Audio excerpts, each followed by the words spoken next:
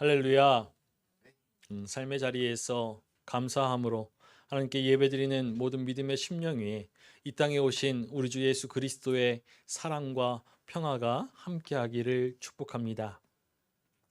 표대를 향하여 달려가는 신앙이 마땅히 걸어가야 할 길이 무엇이겠습니까? 길은 우리가 잘 알고 있듯이 우리의 삶의 지향과 가치, 방식을 나타내는 은유입니다. 어떤 길을 선택하는가에 따라서 우리의 삶이 결정되죠.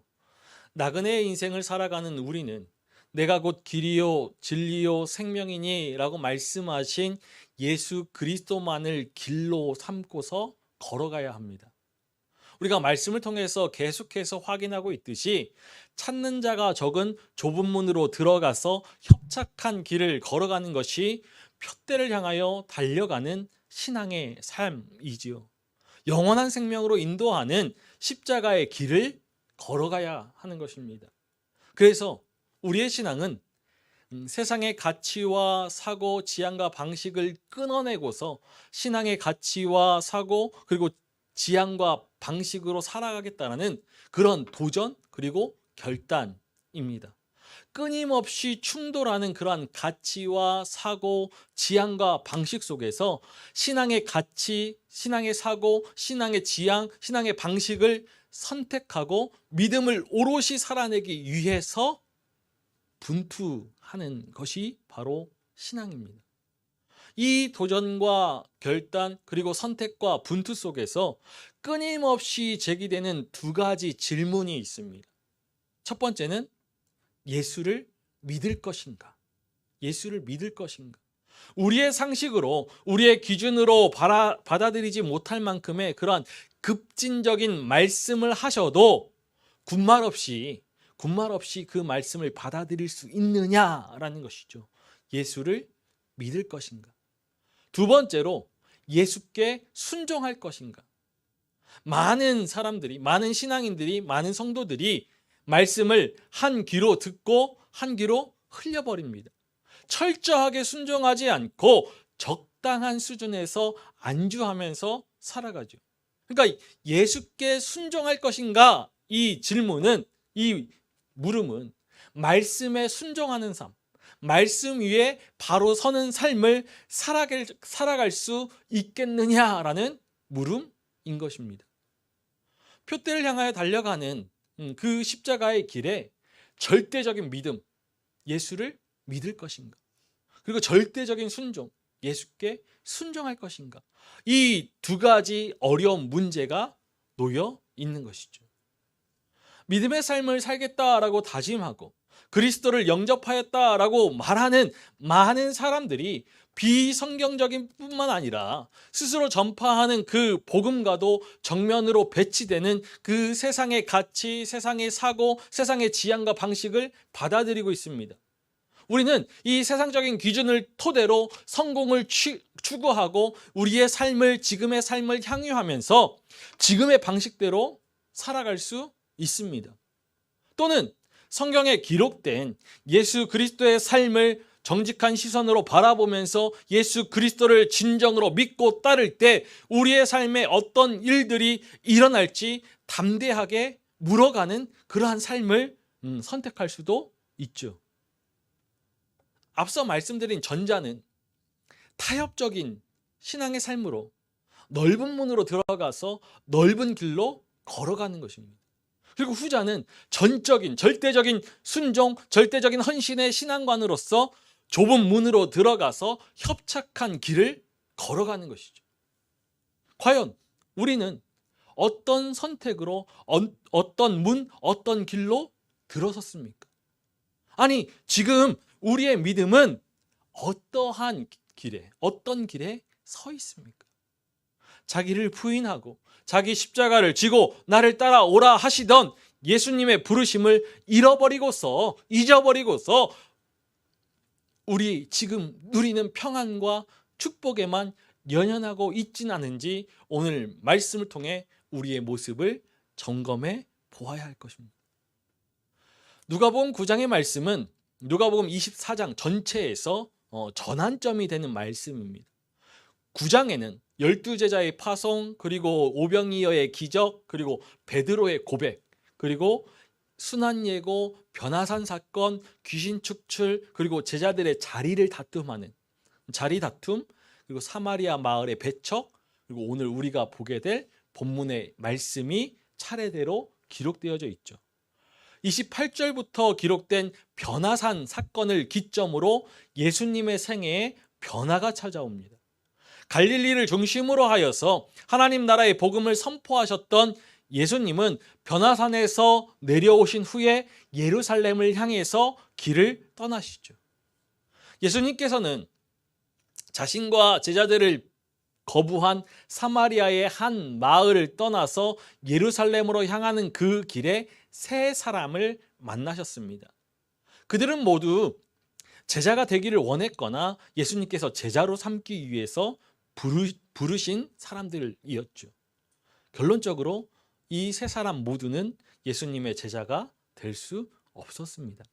우리 오늘 이 세 사람을 자세히 살펴보겠습니다. 첫 번째 사람은 스스로 예수님의 제자가 되기를 원했죠. 우리 9장 57절의 말씀을 함께 읽어보겠습니다. 길 가실 때에 어떤 사람이 여짜오되 어디로 가시든지 나는 따르리이다. 오늘 병행본문인 마태복음에 보면 이 사람은 서기관이라고 했습니다. 그는 당시의 서기관들과는 달리 예수님을 따르고자 하는 그 열망이 대단했습니다. 어디로 가시든지 나는 따르리이다 라고 호언장담했죠. 서기관이었던 그가 이렇게 말할 수 있었던 이유가 무엇일까요? 아마도 예수님께서 베푸셨던 기적, 그리고 권위 있는 그 말씀 때문이었을 것입니다. 그래서 예수님을 따르는 그 길이라면은 어디든지 가고 싶다라는 강한 충동이 일어났던 것이죠. 더욱이 지금 예수님께서 가시는 길이 예루살렘으로 가시는 길이기 때문에 예루살렘에서 예수님 곁에서 권력을 누리고자 하는 그러한 욕망도 가졌을 것입니다. 예수님을 따르겠다라는 이 사람의 말에 예수님께서는 잘한 결정이라고 칭찬하지 않으시죠. 막연한 꿈과 이상으로만 결코 제자가 될 수 없음을 말씀하십니다. 우리 58절의 말씀을 함께 읽어보겠습니다. 예수께서 이르시되 여우도 굴이 있고 공중에 새도 집이 있으되 인자는 머리 둘 곳이 없도다 하시고, 어디로 가시든지 나는 따르리이다 라고 하였던 이 사람에게, 서기관에게 진심으로 나를 따라서 험한 길을 갈 수 있겠느냐 물으신 것이죠. 그 길은 거부당하고 모멸당하는 길입니다. 모든 사람들에게 존경받던 예수님께서 살아오신 삶이 어떠한 삶입니까? 어떤 삶을 살아오셨습니까? 예수님의 말씀처럼 미물인 여우도 그 안식처인 굴이 있고 공중의 새도 보금자리가 있습니다. 그러나 예수님께서는 머리 둘 집조차 없으셨죠. 세상이 예수님을 거부하였습니다. 이것은 예루살렘에서 마주하게 될 순환에 대한 예고이기도 하죠. 예수님은 서기관에게 자신의 그러한 실제의 삶을, 생활을 가르쳐 주심으로 그의 이상보다 각오와 결단이 필요함을 깨우쳐 주시는 것입니다. 예수 그리스도를 따르는 길, 그 길이 지금 보기에는 아름답고 영광스럽기도 하겠지만 머리 들 곳조차도 없으신, 그렇게 살아오신 예수님, 그 고난의 삶에 동참하겠다라는 각오도 있어야 한다는 것이죠. 서기관은 거처 할 장소조차 마련하지 못하고 세상이 거부하고 모멸하는 예수님의 사역을 온전히 이해할 수 없었습니다. 일확천금을 기대하고 보상을 바라면서 예수님을 따를 수는 없는 것이죠. 예수님의 인기, 예수님의 영광만을 바라본 사람은 예수 그리스도의 고난의 삶을 제대로 이해할 수도 없고 동참할 수도 없습니다. 그렇기 때문에 예수님께서는 그의 자청을 거절하신 것이죠. 두 번째 사람은 예수님께서 제자로 부르셨으나 방금 아버지가 세상을 떠나셨기 때문에 얼른 돌아가서 장례를 치르고 나서 주님을 따르겠다 하죠. 우리 59절의 말씀을 함께 읽어보겠습니다. 또 다른 사람에게 나를 따르라 하시니 그가 이르되 나로 먼저 가서 내 아버지를 장사하게 허락하옵소서. 예수님은 아무에게나 나를 따르라 라고 초청하지 않으십니다. 그러나 이 사람에게 예수님의 제자가 될 수 있는 놀라운 기회가 주어졌죠. 하지만 그 사람은 예수님의 부르심에 선뜻 나서지 못합니다. 이 두 번째 사람은 아버지의 장례가 우선이라고 대답합니다. 물론 부모의 장례를 치르는 일, 그것은 자식의 의무로서 정당한 요청입니다. 당시 관습에 따르면 장례의식은 어떠한 율법, 어떠한 의식보다도 상위에 있는 의식이었습니다. 그러니까 장례를 위해서 율법의 일부 조항을 어길 수도 있었던 것이죠. 그러나 예수님께서 그 말에 매몰차게 말씀하시죠. 우리 60절의 말씀을 함께 읽어보겠습니다. 이르시되 죽은 자들로 자기의 죽은 자들을 장사하게 하고 너는 가서 하나님의 나라를 전파하라 하시고, 죽은 자들로 자기의 죽은 자들을 장사하게 하고, 이 말씀은 오해하기 쉬운 말씀이죠. 예수님의 제자가 되려면 부모의 장례도 치르지 말라, 그런 뜻이 아닙니다. 장례는 죽은 사람들이 치르는 것이 아니라 살아있는 사람이, 산 사람이 죽은 사람의 장례를 치르는 것이죠.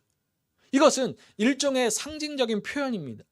예수님은 지금 장례를 치르는 일과 하나님 나라를 전파하는 일을 비교하면서 하나님 나라를 전파하는 일이 얼마나 중요한지를 말씀하고 계신 것입니다. 당시 사회에서 가장 중요하게 여겨졌던 그 장례 의식조차도 하나님 나라를 전파하는 일에 우선될 수 없다라는 것이죠. 장례는 생명을 탄생시키는 일이 아니라 지금까지 살아온 한 사람의 삶을 정리하는 일입니다. 달리 말해서 과거를 끝마치는 것이지 미래의 시간을 지금 이 시간으로 끌고 와서 새로운 일을 시작하는 것이 아니죠.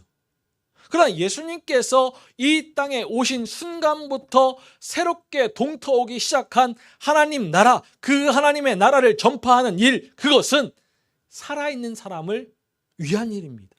살아있는 사람을 구원으로 인도하는 일이죠. 생명으로 다시 태어나게 하는 일입니다. 장례를 치르는 일은 누구나 할 수 있지만 하나님 나라를 전파하는 일은 아무나 할 수 없습니다. 이 땅에 오신 하나님의 아들 예수 그리스도께서 전파하신 것이 하나님의 나라이고 지금 그 사역에 함께할 제자를 부르시는 것이죠. 그는 예수님께서 부르실 때 자기가 먼저 할 일이 있다라고 하였습니다. 자기 일을 먼저 하고자 하였죠. 예수님은 그런 그에게 세상의 그 어떠한 일도 하나님 나라를 전파하는 일보다 앞설 수 없음을 가르쳐 주신 것입니다. 죽은 사람을 장례하는 그 일보다 더 중요하고 시급한 일은 생명으로 임하는 하나님 나라를 전파하는 일. 마지막으로 세 번째 사람은 예수님을 따를 것을 약속하면서 자신의 가족들과 작별할 시간을 달라고 요청하죠. 우리 61절의 말씀을 함께 읽어보겠습니다. 또 다른 사람이 이르되 주여 내가 주를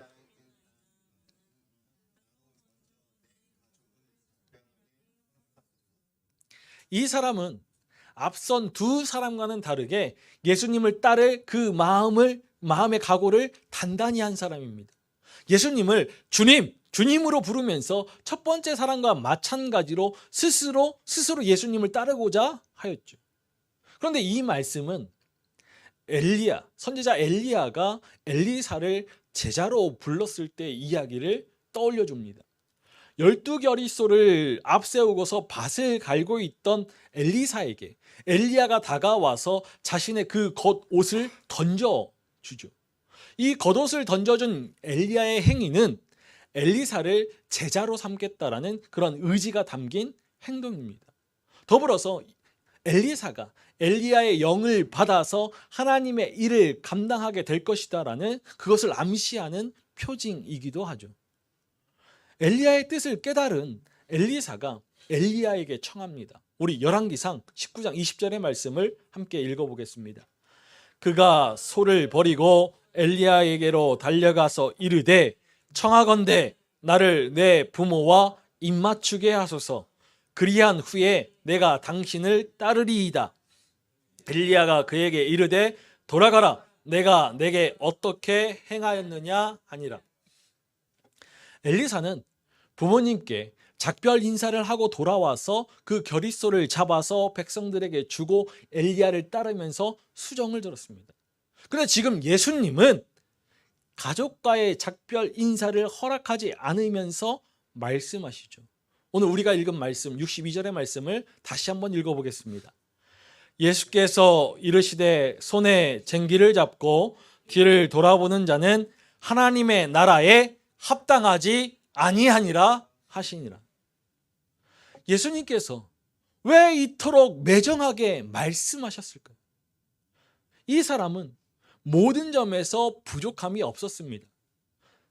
그러나 예수님께서는 그 사람의 마음에 있는 망설임을 보신 것이죠.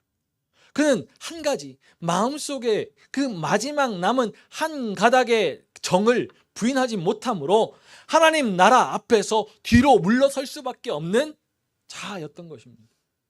손에 쟁기를 잡고 뒤를 돌아보는 자는 하나님 나라에 합당하지 아니하니라. 손에 쟁기를 잡고서 밭을 가는 농부는 오직 앞만 보고 전진해야 합니다.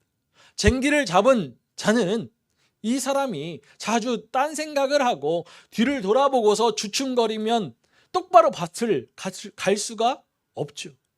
이 밭을 갈기로 마음 먹고서 쟁기를 잡았으면 오직 앞만 보고 가야 합니다. 고랑 만드는데 집중하지 않으면 이 손에 잡은 쟁기가 위로 들려서 땅을 제대로 파지 못하거나 이 고랑의 모양이 삐뚤어지게 되죠. 이처럼 부르심을 받은 자는 이 마음속에 남은 한 가닥의 미련과 정을 부인해야 합니다. 어떻게 보면 너무도 잔인하고 무정한 것 같습니다. 그러나 손에 하나님 나라의 쟁기를 잡았다라면 앞만 바라보면서 곧게 나아가야죠. 뒤를 돌아본다라는 것, 그것은 한 가지 일에 집중하지 못하고 염려와 근심이 많다라는 뜻입니다.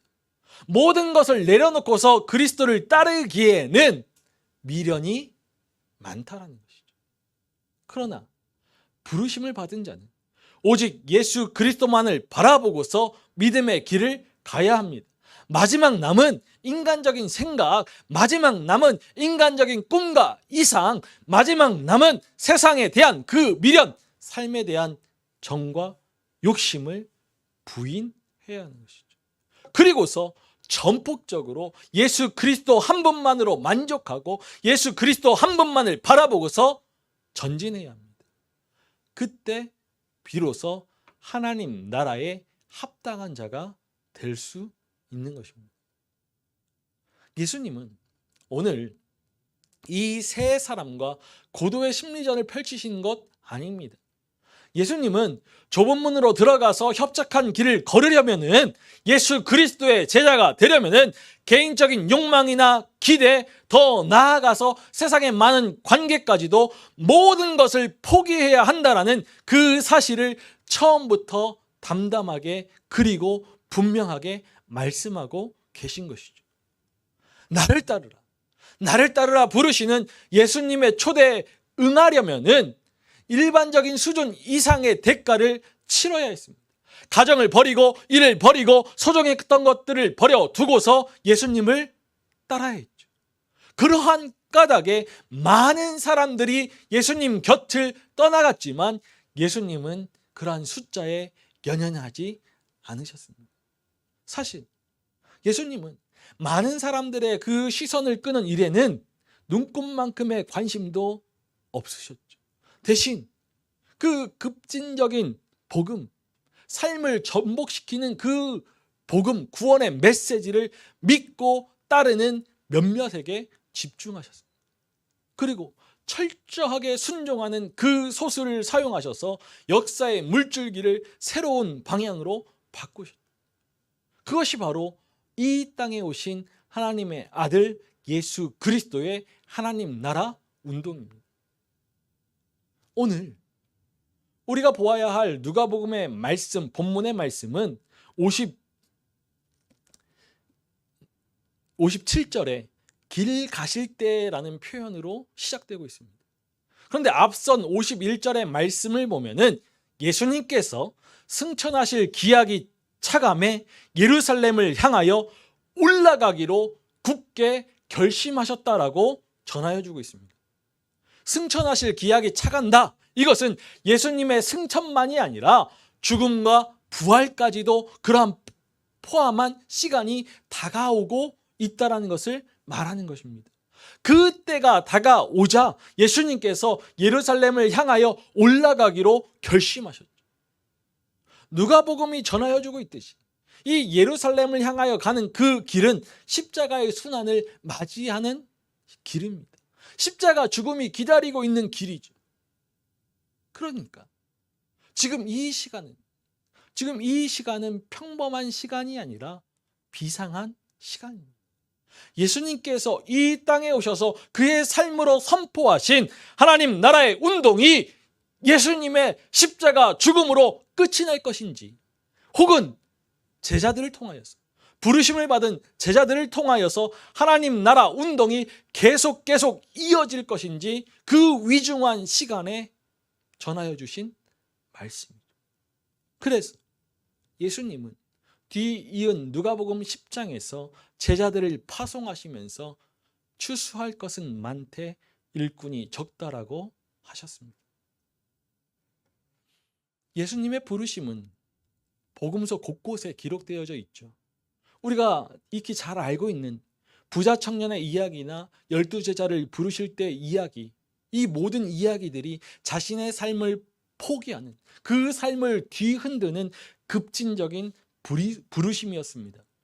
안락한 환경과 익숙하고 자연스러운 그 상황을 완전히 포기하고 떠나서 자기 십자가 지기를 요구하시는 부르심이죠. 그렇기 때문에 예수 그리스도를 따랐던 제자들은 평생의 직업을 버리고서 따라 나섰습니다. 예수 그리스도를 따르는 그 제자의 길을 중심으로 삶을 새롭게 재편성한 것이죠. 제자들로서는 저마다 세워놓은 그런 계획, 꿈, 소망들을 접고서 그 자리에 그리스도의 계획, 그리스도의 비전을 새롭게 한 것입니다. 그물을 버려두고, 어부라는 직업도 버려두고, 가족과 친구들까지도 버리고서 예수님을 따라 나선 이들이 바로 제자입니다. 우리도 뜨거운 열정을 품고서 예수님을 따랐던 제자들과 같이 될 수 있겠습니까?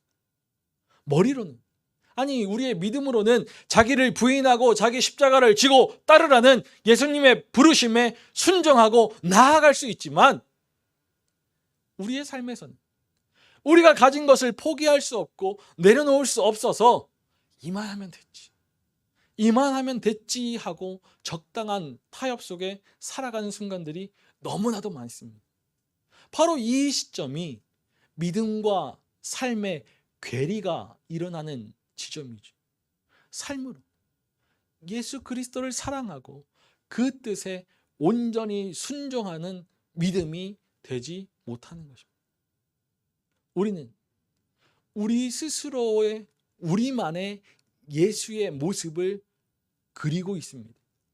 물질주의에 대한 거부감이 없습니다. 무엇인가를 팔아서 다른 누군가에게 주라고 요구하지 않는 예수의 모습. 가장 가까운 가족들을 외면하라는 그러한 억지스러운 요구를 하지 않는 예수의 모습.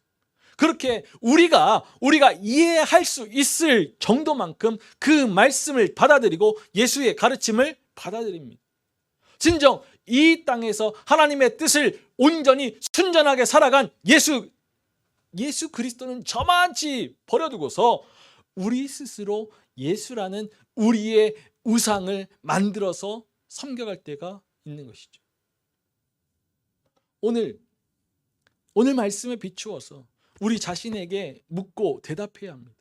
스스로 나는 예수 그리스도의 제자이다, 예수의 길을 걸어가겠다라는 그 믿음이 있다라면은 이 질문을, 제가 드리는 질문을 깊이 생각해 보셔야 합니다. 참으로 예수 그리스도가 우리의 모든 것을 다 내어버리고서 따를 만큼 가치가 있는 분이신가?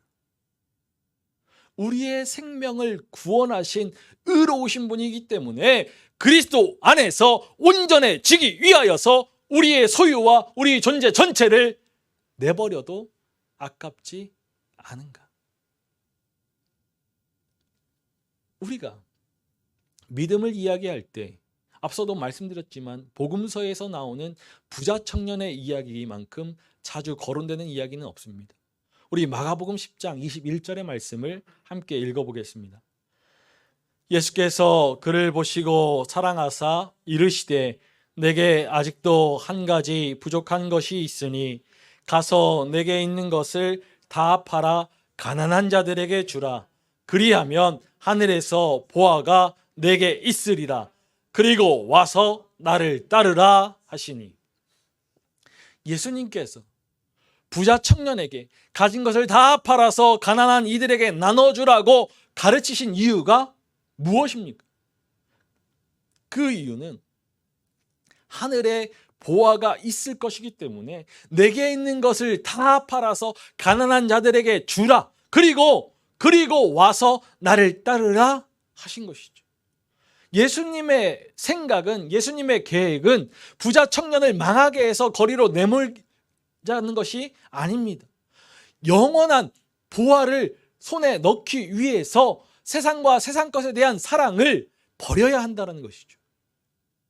감추인 밭의 보화라는 비유에서 그 이야기에서처럼 하늘나라는 밭에 숨겨놓은 보화와도 같습니다. 평소에 꿈꿔보지도 못한 그 보화를 발견하고서 누군가 이 보화를 훔쳐갈까 봐 잘 숨겨두고서 가진 모든 것을 팔아서 그 보화를 얻는 사람, 그 사람이 바로 하나님의 사람이죠. 신앙은 결단입니다. 자신을 위해서 손에 움켜쥔 것들은 어느 순간 하나도 남김없이 손에서 빠져나갈 것입니다. 하지만 하나님 나라를 위해서 모든 것을 내려놓는 사람, 그 사람이 결국 보화를 얻게 될 것이죠. 지금 오늘도 예수님께서는 하나님 나라에 합당한 자를 찾고 계십니다. 우리 주 예수 그리스도께서 나를 따르라 부르시죠. 하나님 나라에 합당한 자가 되라라고 부르십니다. 이 부르심을 듣고 아멘으로 응답하여 좁은 문으로 들어가 협착한 길을 걸어갈 때 하나님 나라에 합당한 자가 될 수 있습니다. 우리는 찾는 자가 적은 좁은 문으로 들어가서 협착한 길로 걸어가며 하나님 나라에 합당한 자의 믿음을 살아내고 있습니까? 예수님의 순환의 길에, 생명 살림의 그 길에 전적으로 충성하면서 절대적인 헌신의 믿음의 모습으로 나아가고 있습니까? 표대를 향하여 달려가는 우리의 신앙이 좁은 문으로 들어가서 협착한 길을 걸어가는 하나님의 사람이 되기 위해서 우리 세 가지를 기억하면서 말씀을 마치고자 합니다. 첫 번째로 십자가 순환의 길에 동참해야 합니다. 십자가의 길에는 고난이 있고 세상의 외면이 있습니다. 세상의 비난과 조롱이 있죠. 예수님께서 나를 따르라 부르실 땐 그 부르심은 매일매일의 시험을 통과하고 고난을 마주하라는 명령입니다. 십자가 순환의 길을 외면하지 않을 때 하나님 나라에 합당한 자가 될 수 있습니다. 두 번째로 하나님 나라를 전파하는 사명을 최우선으로 해야 하죠. 예수님을 따르는 일, 그 일은, 믿음은 우리의 안정된 삶과 익숙한 삶의 자리를 떠나고 포기하는 일입니다. 하나님 나라에 합당한 자는 삶의 모든 우선순위를 재편하여서 하나님 나라를 전파하는 일이 최우선이 됩니다. 마지막으로 그리스도만 바라보면서 힘써 달려가야죠. 예수 그리스도의 제자, 하나님의 사람은 사도 바울과 같이 뒤에 있는 것을 모두 잊어버리고 앞에 있는 것을 잡으려고 새로운 삶을, 거듭난 삶을 살아가는 사람입니다. 하나님 나라에 합당한 자는 믿음의 주요 온전케 하시는 그리스도만을 바라보면서 표대를 향하여 달려가는 사람이죠.